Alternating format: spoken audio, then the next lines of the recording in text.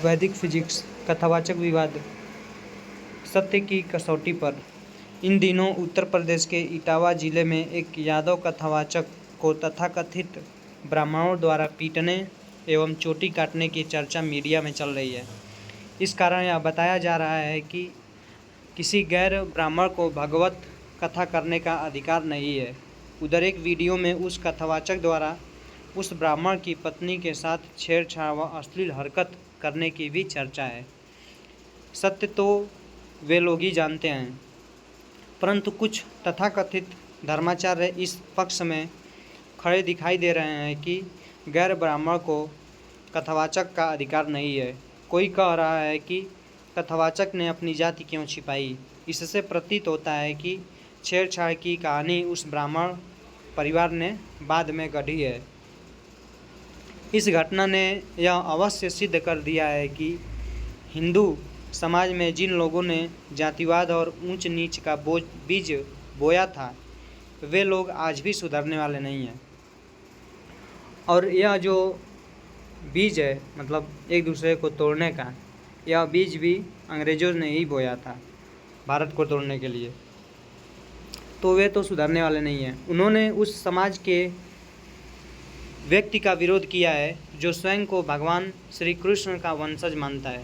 भगवान श्री कृष्ण के नाम की कथा करने व कराने वाले और उसी से अपनी आजीविका चलाने वाले भगवान श्री कृष्ण के वंशजों के साथ ही इस प्रकार का अमानवीय व्यवहार करे, इससे अधिक दुर्भाग्य और क्या हो सकता है। प्रश्न यहाँ वंश का भी नहीं है और न ही किसी का वंश होने से कोई व्यक्ति महान बन सकता है। प्रश्न अधिकार और अनाधिकार का है। आज कर्म और योग्यता के आधार पर वर्ण व्यवस्था को न तो कोई समाज मानने के लिए तैयार है और न ही सरकार।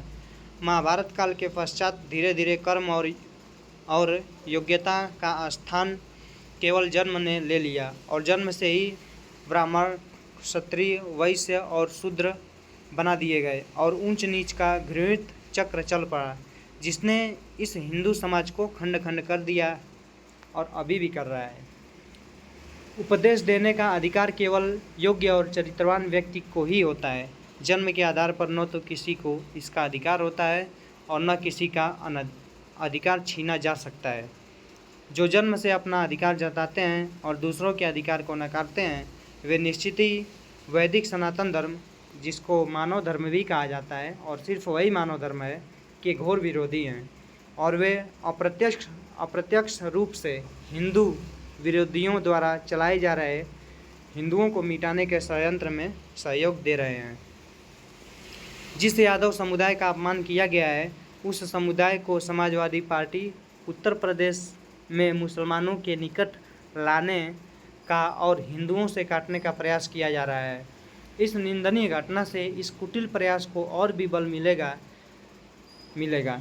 दुख इस बात का है कि न तो ये तथाकथित धर्माचार्य इस वैदिक सनातन धर्म, जो कि मानव धर्म है, को जीने देंगे और न ही हिंदू समाज को भारतीय राजनीति, जो जन्म के आधार पर ही आरक्षण के नाम पर हिंदुओं को खंड खंड कर रही है,